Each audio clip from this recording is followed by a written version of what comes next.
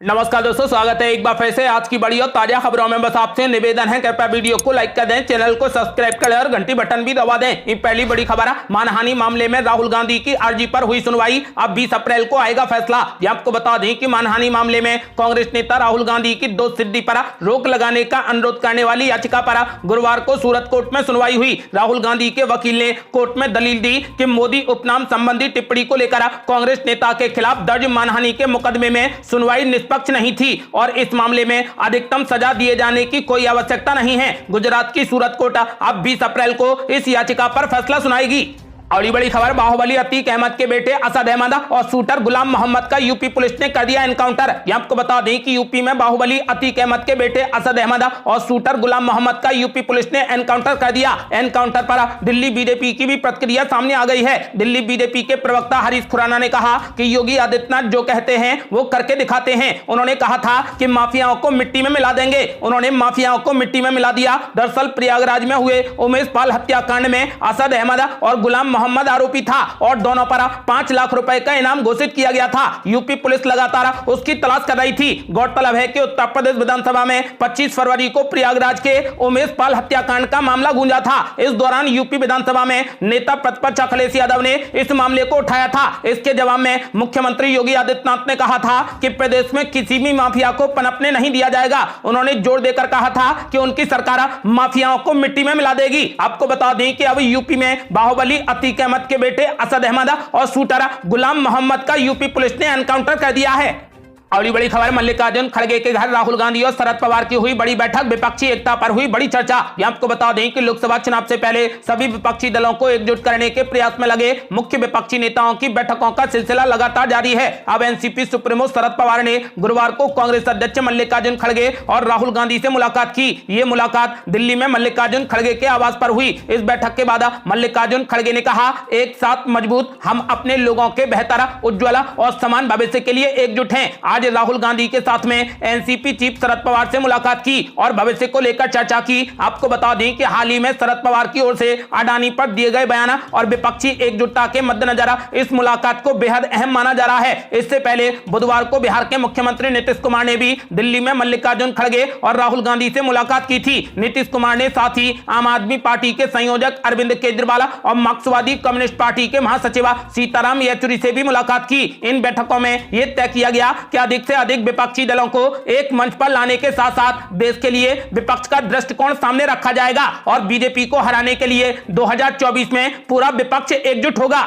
अगली बड़ी खबर, अतीक के बेटे के एनकाउंटर पर ओवैसी ने यूपी सरकार पर बोला जोरदार हमला। कहा, गोली से ही इंसाफ होगा तो अदालतों को बंद कर दो। ये आपको बता दें कि उमेश पाल की हत्या के 48वें दिन उत्तर प्रदेश पुलिस ने माफिया अतीक अहमद के बेटे असद और शूटर गुलाम को ढेर कर दिया। इस दौरान असद और गुलाम दिल्ली, पश्चिम बंगाल, बिहार और राजस्थान आदि जगहों पर छिपे रहे। मामले को लेकर सपा, AIMIM समेत कई विपक्षी दलों ने भाजपा सरकार को जमकर घेरा है। इन दलों ने पुलिस की कार्रवाई पर भी सवाल उठा दिए हैं। अतीक अहमद के बेटे असद अहमद के एनकाउंटर पर AIMIM के प्रमुख असदुद्दीन ओवैसी ने निजामाबाद में कहा कि क्या जुनैद और नसीर को जिसने मारा भाजपा उसका भी एनकाउंटर करवाएगी? उनका नहीं करवाएगी, इसीलिए नहीं क्योंकि वे मजहब के नाम पर एनकाउंटर करते हैं। उन्होंने कार्रवाई को कटघरे में खड़ा करते हुए कहा कि यह एनकाउंटर नहीं, कानून की धज्जियां उड़ रही हैं। आपको बता दें कि उन्होंने कहा कि अगर तुम फैसला करोगे कि गोली से इंसाफ करेंगे तो फिर अदालतों को बंद कर दो।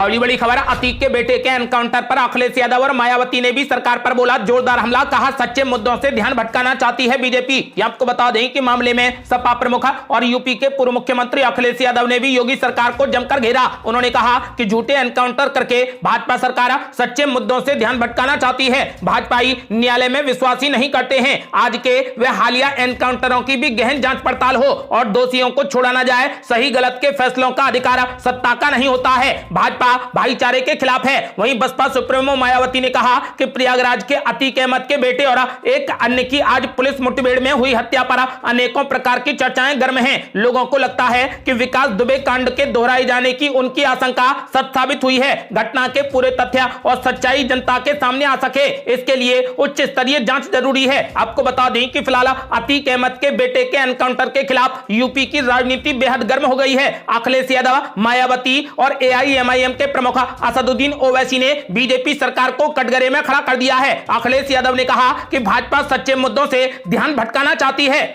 अगली बड़ी खबर, यूपी की सियासत में हम मिट्टी में मिला देंगे से सजेगा सियासी नडर, राजनीतिक दलों ने कर दी शुरुआत। ये आपको बता दें कि माफिया अतीक अहमद के बेटे असद के एनकाउंटर के साथ योगी आदित्यनाथ का मिट्टी में मिला देंगे वाला बयान अब सबसे ज्यादा चर्चा में है। उत्तर प्रदेश के सियासी गलियारों में अब कयास से ही लगाए जा रहे हैं कि आने वाले चुनावों में योगी आदित्यनाथ का यह बयान सियासी रूप से बढ़ चढ़कर इस्तेमाल किया जाएगा। यूपी भाजपा के आधिकारिक ट्विटर हैंडल से जो कहते हैं कर दिखाते हैं का ट्वीट करते हुए योगी आदित्यनाथ की वीडियो को भी अटैच किया गया है। इससे अंदाजा लगाया जा रहा है कि आने वाले दिनों में भाजपा किस तरीके से इन बयानों को सियासी मैदान में आगे बढ़ाएगी। हालांकि उत्तर प्रदेश में इस एनकाउंटर के साथ ही सियासत भी शुरू हो गई है। समाजवादी पार्टी और बहुजन समाज पार्टी ने एनकाउंटर पर सवाल उठाने शुरू कर दिए हैं। आपको बता दें कि माफिया सरगना अतीक अहमद के बेटे के एनकाउंटर के साथ ही इन बयानों का अब आने वाले चुनावों में बढ़ चढ़कर इस्तेमाल किया जाना तय माना जा रहा है।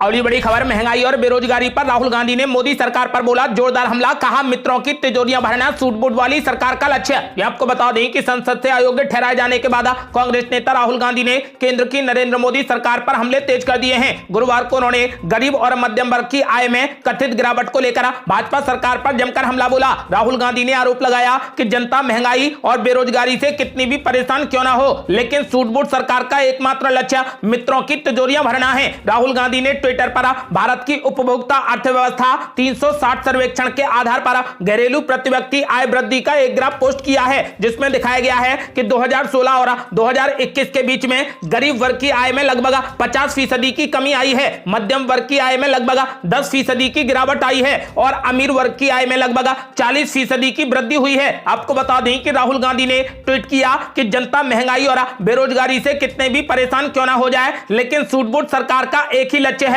मित्रों की तिजोरियां भरना। आपको बता दें कि कांग्रेस पार्टी सरकार पर 60 गांठ वाले पूंजीपति मित्रों के फायदे के लिए काम करने का आरोप लगाती रही है। हालांकि मोदी सरकार ने इस आरोप को खारिज कर दिया है। अगली बड़ी खबर, बस्तर में बीजेपी पर जमकर गरजी प्रियंका गांधी, बोली 15 साल पहले यहां घोटाले पर घोटाले हुआ करते थे। ये आपको बता दें कि छत्तीसगढ़ के बस्तर जिले के जगदलपुर में कांग्रेस महासचिव प्रियंका गांधी वाड्रा ने बीजेपी पर तीखा हमला बोला। राज्य की कांग्रेस नीति भूपेश बघेल सरकार की ओर से आयोजित भरोसे का सम्मेलन में जनता को संबोधित करते हुए प्रियंका गांधी ने कहा कि यहां पर 15 साल पहले घोटाले पर घोटाले हुआ करते थे। उन्होंने पूर्ववर्ती सरकार पर लोगों की जमीन हड़पने का भी आरोप लगाया। इसी के साथ प्रियंका गांधी ने कहा कि छत्तीसगढ़ की कांग्रेस सरकार 5 वर्षों में जनता का गौरव वापस लाई है। जनसभा को संबोधित करते हुए प्रियंका गांधी ने कहा कि इससे पहले 15 साल आपने बीजेपी का शासन देखा, आपने उन पर भरोसा किया, लेकिन वे इस पर खरे नहीं उतरे। यहां पर डर, भूख और बड़ा भ्रष्टाचार था। आपकी जमीन छीन ली गई, आपको हथकड़ी लगा दी गई, यहां घोटाले पर घोटाले थे। प्रियंका गांधी ने कहा कि आपको आत्मनिर्भर नहीं बल्कि निर्भर बनाया गया। ऐसी योजनाएं नहीं दी गई जो आपको आत्मनिर्भर बनाती, आपको सरकार के भरोसे छोड़ दिया गया। बीजेपी सरकार ने आपके आत्मविश्वास को चकनाचूर कर दिया, आपको अनदेखा किया गया। इन 5 वर्षों में कांग्रेस पार्टी आपका गौरव वापस लाई है। कांग्रेस महासचिव प्रियंका गांधी ने यह भी कहा कि मैं बस्तर पहली बार आई हूं, लेकिन मुझे बस्तर के बारे में मालूम है। मैं आपके हस्तकला, संस्कृति, कहानियां और संघर्ष के बारे में जानती हूं। मेरे परिवार के हर सदस्य ने आपकी संस्कृति को पहचाना और आपके आत्मसम्मान का आदर किया है। छत्तीसगढ़ के मुख्यमंत्री भूपेश बघेल ने कहा कि आप सभी जानते हैं कि बस्तर से गांधी और नेहरू परिवार का क्या रिश्ता है। इंदिरा जी ने यहां पर आदिवासियों को जमीन का पट्टा दिया था, लेकिन बीजेपी ने वो जमीन छीन ली। वहीं राहुल गांधी जी ने भूमि अधिग्रहण बिल पारित करवाया, आदिवासियों की जमीनें उन्हें वापस लौटाई थी। बता दें कि इसी साल के अंत में छत्तीसगढ़ में विधानसभा के चुनाव होने हैं। इससे पहले ही कांग्रेस और राज्य में मुख्य विपक्षी दल बीजेपी जनता को लुभाने के लिए हर संभव प्रयास कर रही है। अगली बड़ी खबर, सचिन पायलट और अशोक गहलोत की पुरानी फाइलें खोल रहा कांग्रेस आलाकमान, पर्दे के पीछे कई नेता हो गए एक्टिव। ये आपको बता दें कि राजस्थान की पूर्व मुख्यमंत्री वसुंधरा राजे के कार्यकाल में हुए कथित घोटाले के मुद्दे पर अपनी ही सरकार के खिलाफ मौन अनशन करने वाले सचिन पायलट को लेकर कांग्रेस के भीतर घमासान मचा है। सचिन पायलट के खिलाफ पार्टी आलाकमान क्या कार्रवाई करेगा, इसे लेकर अंदेशा बना हुआ है। इसी बीच सूत्रों के हवाले से पता चला है कि सचिन पायलट को लेकर फैसले में कोई जल्दबाजी नहीं की जाएगी। राजस्थान कांग्रेस प्रभारी सुखजिंदर सिंह रंधावा ने फिलहाल कांग्रेस अध्यक्ष को कोई भी रिपोर्ट नहीं सौंपी है। आपको बता दें कि सूत्रों की माने तो कांग्रेस आलाकमान की ओर से फैसला लेने में समय इसलिए लग रहा है क्योंकि सचिन पायलट के ताजा बयानों की समीक्षा के साथ ही पिछले साल सितंबर में अशोक गहलोत की बगावत और उससे पहले 2020 में सचिन पायलट की बगावत की फाइलें भी खोली जा रही हैं। वहीं कांग्रेस अध्यक्ष मल्लिकार्जुन खड़गे आज से 3 दिनों तक दिल्ली के बाहर रहेंगे। उनके लौटने के बाद ही सचिन पायलट पर कोई फैसला लिया जाएगा। चुनावी साल होने की वजह से कांग्रेस नेतृत्व फूंक फूंक कर कदम उठाना चाहता है। पार्टी अशोक गहलोत और सचिन दोनों को पार्टी एक साथ रखना चाहती है और फॉर्मूला इसी के मुताबिक ढूंढा जा रहा है। पर्दे के पीछे मध्य प्रदेश के पूर्व मुख्यमंत्री और वरिष्ठ कांग्रेसी नेता कमलनाथ को भी एक्टिव कर दिया गया है। अगली बड़ी खबर, कर्नाटक कांग्रेस में मुख्यमंत्री चेहरे को लेकर फंसा पेच। मल्लिकार्जुन खड़गे को मुख्यमंत्री बनाने पर तुले डीके शिवकुमार। आपको बता दें कि कर्नाटक में विधानसभा चुनाव होने को हैं, मगर कांग्रेस के भीतर मुख्यमंत्री के चेहरे को लेकर खींचतान चल रही है। प्रदेश कांग्रेस अध्यक्ष डीके शिवकुमार ने पहले ही संकेत दे दिए हैं कि वो अनुभवी नेता मल्लिकार्जुन खड़गे की अगुवाई में काम करेंगे। डीके शिवकुमार ने मल्लिकार्जुन खड़गे को मुख्यमंत्री के तौर पर प्रमोट कर दिया है। शिवकुमार ने कहा कि वो खुशी से मल्लिकार्जुन खड़गे के अधीन काम करेंगे अगर उन्हें आलाकमान द्वारा चुना जाता है। हालांकि इस बार डीके शिवकुमार की पेशकश को सिद्धारमैया के लिए एक संकेत के रूप में अधिक देखा गया है। कांग्रेस के खड़गे के साथ जाने की संभावना क्या है, इस बारे में आने वाले वक्त में पता चलेगा। हालांकि खड़गे को 45 सालों का राजनीतिक अनुभव है। 80 साल के नेता ने अपनी पहली विधानसभा सीट 1972 में जीती थी। आपको बता दें कि अब डीके शिवकुमार के बयान के बाद मल्लिकार्जुन खड़गे के मुख्यमंत्री बनने की बातें और तेज होने लगी हैं। राष्ट्रीय कांग्रेस कमेटी प्रमुख के रूप में मौजूद जिम्मेदारियों के कारण मल्लिकार्जुन खड़गे के मुख्यमंत्री बनने की संभावना बेहद कम है। मल्लिकार्जुन खड़गे 2 बार राज्य में मुख्यमंत्री पद के लिए दावेदारी पेश कर चुके हैं। 2008 में अवसर उनके हाथ नहीं आया क्योंकि कांग्रेस चुनाव हार गई। 2013 में कांग्रेस आलाकमान सिद्धारमैया के साथ गया क्योंकि वो मुख्यमंत्री पद के लिए अन्य पिछड़ा वर्ग का चेहरा चाहता था। मल्लिकार्जुन खड़गे के पास में इस बार एक मौका है क्योंकि पार्टी कथित तौर पर कर्नाटक में एक दलित मुख्यमंत्री की नियुक्ति पर चर्चा कर रही है। 2024 के लोकसभा चुनाव से पहले ये एक राष्ट्रीय संकेत की तरह होगा। आपको बता दें कि अब मल्लिकार्जुन खड़गे को कर्नाटक का मुख्यमंत्री बनाया जाता है या नहीं, ये आने वाला वक्त ही बताएगा।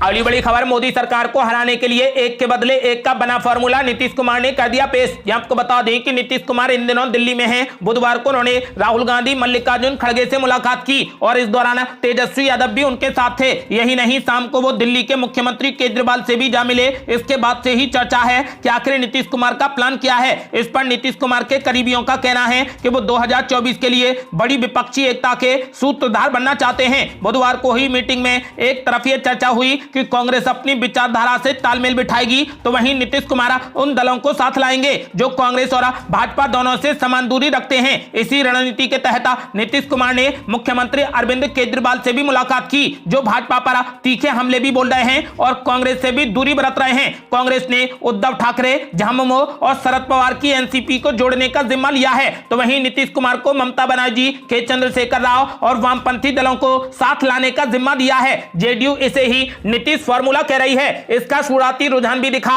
अरविंद केजरीवाल ने नीतीश कुमार से मीटिंग के बाद कहा कि मैं उनके साथ हूं। यह बहुत जरूरी है कि विपक्ष एक साथ आए और केंद्र में सरकार को बदले। नीतीश कुमार का जो फॉर्मूला है उसके तहत विपक्ष की यह प्लानिंग है कि भाजपा के उम्मीदवार के खिलाफ एक साझा कैंडिडेट दिया जाए। जेडीयू के सीनियर नेता ने इस पॉलिसी की पुष्टि करते हुए कहा कि नरेंद्र मोदी के खिलाफ 2024 में जीत का एक ही तरीका है कि एक सीट से एक कैंडिडेट ही उतारा जाए। आपको बता दें कि कांग्रेस और जेडीयू के सूत्रों का कहना है कि फिलहाल यही प्लान है कि साझा कैंडिडेट दिए जाएं, सबको साथ लाया जाए और चेहरे पर बात ना हो। यही वजह है कि राहुल गांधी के साथ में बैठकर भी नीतीश कुमार ने पीएम नरेंद्र मोदी के चेहरे पर कुछ नहीं कहा। यही नहीं, अरविंद केजरीवाल के सामने मीडिया ने जब यही सवाल पूछा तो नीतीश कुमार ने आगे बढ़कर रोक दिया। साफ है कि विपक्ष किसी चेहरे पर तैयार नहीं है और कोई एक पार्टी भी मोदी या भाजपा के मुकाबले में सक्षम नहीं है। यही वजह है कि एक सीट पर एक कैंडिडेट का फॉर्मूला बिल्कुल ठीक बैठ रहा है। अगली बड़ी खबर, रामदास अठावले ने नीतीश कुमार पर बोला जोरदार हमला। बोले सारे विपक्षी दलों से मुकाबला करने के लिए एक अकेले मोदी ही काफी हैं। ये आपको बता दें कि अगले साल होने वाले लोकसभा चुनाव से पहले बिहार के मुख्यमंत्री नीतीश कुमार ने दिल्ली में कांग्रेस नेता राहुल गांधी और दिल्ली के मुख्यमंत्री अरविंद केजरीवाल से मुलाकात कर विपक्षी एकता के लिए संदेश देने की कोशिश की। उनके इस प्रयास पर केंद्रीय सामाजिक न्याय और अधिकारिता राज्य मंत्री रामदास अठावले ने तंज कसा। उन्होंने कहा कि प्रधानमंत्री नरेंद्र मोदी अकेले ही उन सभी विपक्षी दलों का मुकाबला करने के लिए पर्याप्त हैं, जो 2024 के चुनावों में भाजपा का मुकाबला करने के लिए एकता बनाना चाहते हैं। मुंबई में न्यूज एजेंसी ANI से बात करते हुए रामदास अठावले ने कहा कि पीएम नरेंद्र मोदी के नेतृत्व में राष्ट्रीय जनतांत्रिक गठबंधन यानी NDA वास्तव में मजबूत है। बिहार के मुख्यमंत्री नीतीश कुमार की कांग्रेस नेता राहुल गांधी से मुलाकात पर केंद्रीय मंत्री रामदास अठावले ने कहा कि विपक्षी दल अगर एक साथ आना चाहते हैं तो वे आ सकते हैं। पीएम मोदी अकेले ही उन सभी का मुकाबला करने के लिए काफी हैं। पीएम मोदी के नेतृत्व में NDA वास्तव में मजबूत है। विपक्षी पार्टियां 2024 के लोकसभा चुनावों में भाजपा का मुकाबला करने के लिए अधिक से अधिक दलों को एकजुट करने का प्रयास कर रही हैं। बैठक के बाद मल्लिकार्जुन खड़गे ने एकजुट होकर चुनाव लड़ने की बात कही। साथ ही राहुल गांधी ने भी एक साथ खड़े होने और एक साथ लड़ने की बात की। दिल्ली के मुख्यमंत्री अरविंद केजरीवाल ने कहा कि 2024 के लोकसभा चुनाव में सभी विपक्षी दलों को एकजुट होकर भाजपा के नेतृत्व वाली सरकार को बाहर करना जरूरी है। अगली बड़ी खबर, गृह मंत्री अमित शाह से मुलाकात के बाद पूर्व मुख्यमंत्री जीतनराम मांझी का बड़ा ऐलान, बोले NDA में शामिल होने का कोई सवाल नहीं। ये आपको बता दें कि बिहार की राजनीति में उठापटक के बीच एक नया मोड़ आ गया है। गुरुवार को बिहार के पूर्व मुख्यमंत्री जीतनराम मांझी ने केंद्रीय गृह मंत्री अमित शाह से मुलाकात की। दिल्ली में गृह मंत्री अमित शाह के साथ हुई बैठक में जीतनराम मांझी के साथ में अन्य कार्यकर्ता भी मौजूद थे। बैठक के बाद जीतनराम मांझी ने कहा कि नीतीश कुमार में प्रधानमंत्री बनने की सभी विशेषताएं हैं। गृह मंत्री से मिलने के कुछ देर पहले ही पूर्व मुख्यमंत्री जीतनराम मांझी ने कहा था कि कई सारे मुद्दे हैं जिस बारे में चर्चा करेंगे। हालांकि गृह मंत्री के साथ में बैठक के बाद जीतनराम मांझी ने कहा कि NDA में शामिल होने का तो कोई सवाल ही नहीं है, मैं नीतीश कुमार के साथ ही रहूंगा। नीतीश कुमार में वो सभी विशेषताएं हैं जो एक प्रधानमंत्री में होनी चाहिए। वो विपक्ष को एकजुट करने की ईमानदार कोशिश कर रहे हैं। आपको बता दें कि गृह मंत्री अमित शाह से मुलाकात करने के बाद जीतनराम मांझी ने ऐलान कर दिया है कि वो NDA में किसी भी सूरत में शामिल नहीं होंगे। अगली बड़ी खबर, पश्चिम बंगाल में भारी बवाल, माकपा की यूथ विंग के प्रदर्शन पर लाठीचार्ज, छोड़े गए आंसू गैस के गोले। यहां आपको बता दें कि पश्चिम बंगाल सरकार के शाखा सचिवालय उत्तर कन्या तक मार्च के दौरान democratic youth federation of India के कार्यकर्ताओं को तितर-बितर करने के लिए पुलिस ने गुरुवार को आंसू गैस के गोले छोड़े और जमकर लाठीचार्ज किया। राज्य सरकार की नौकरियों की भर्ती प्रक्रिया में पारदर्शिता की मांग कर रहे प्रदर्शनकारियों ने आरोप लगाया कि उनके खिलाफ बिना वजह पुलिस की कार्रवाई की गई है। वहीं कानून लागू करने वालों ने दावा किया कि माकपा की युवा शाखा DYFI के कार्यकर्ताओं ने निषेधाज्ञा का उल्लंघन किया। संगठन की राज्य सचिव मीनाक्षी मुखर्जी ने कहा कि रैली करने वाले शांतिपूर्ण तरीके से उत्तर कन्या की ओर बढ़ रहे थे। उन्होंने संवाददाताओं से कहा कि हम उत्तर बंगाल विकास मंत्री को ज्ञापन देना चाहते थे, लेकिन पुलिस ने बिना किसी उकसावे के हम पर जमकर लाठीचार्ज कर दिया। राज्य सरकार की नौकरियों में नियुक्तियों में अवैधता का आरोप लगाते हुए और स्कूलों में शिक्षण व गैर शिक्षण कर्मचारियों की नियुक्तियों में अनियमितताओं के कई मामले सामने आने के बाद भर्ती प्रक्रिया में पारदर्शिता की मांग करते हुए DYFI ने गुरुवार को उत्तर कन्या अभियान का आयोजन किया। आपको बता दें कि जिस पर पुलिस ने जमकर लाठीचार्ज किया और आंसू गैस के गोले भी छोड़े, जिससे पश्चिम बंगाल में भारी बवाल हो गया। अगली बड़ी खबर, उड़ीसा के संबलपुर में हनुमान जयंती शोभा यात्रा के दौरान बाइक रैली पर बवाल, धारा 144 लागू, इंटरनेट भी किया गया बंद। यहां आपको बता दें कि उड़ीसा के संबलपुर जिले में जबरदस्त हिंसा भड़कने की खबर सामने आई है। बताया गया है कि जिले में हनुमान जयंती की शोभा यात्रा के दौरान बाइक रैली पर विवाद हो गया। इसके बाद प्रशासन ने स्थिति बिगड़ती देखकर जिले में धारा 144 लगा दी और 48 घंटे के लिए इंटरनेट बंद कर दिया। उड़ीसा सरकार ने गुरुवार सुबह 10 बजे 48 घंटे के लिए इंटरनेट बंद कर दिया है। पुलिस के मुताबिक रैली में भड़की हिंसा में 10 पुलिसकर्मी घायल हो गए। हालांकि इसमें कितने आम लोग घायल हुए हैं इसकी जानकारी नहीं दी गई है। संबलपुर प्रशासन ने सदन पुलिस स्टेशन के अंतर्गत आने वाले इलाकों में धारा 144 लगा दी है। वहीं 48 घंटे के लिए इंटरनेट भी बंद कर दिया है। ये थी अब तक की बेहद बड़ी खबरें। आपका क्या मानना है? क्या 2024 में मोदी सरकार को हराने के लिए विपक्ष एकजुट होगा? अपनी राय हमें वीडियो लाइक कर कमेंट बॉक्स में जरूर दें। ऐसी ही ताजा और न्यू अपडेट जानने के लिए हमारे चैनल को लाल बटन दबाकर सब्सक्राइब करें और घंटी बटन भी दबा दें। जल्दी मिलते हैं बड़ी अपडेट के साथ, तब तक के लिए जय हिंद, जय भारत।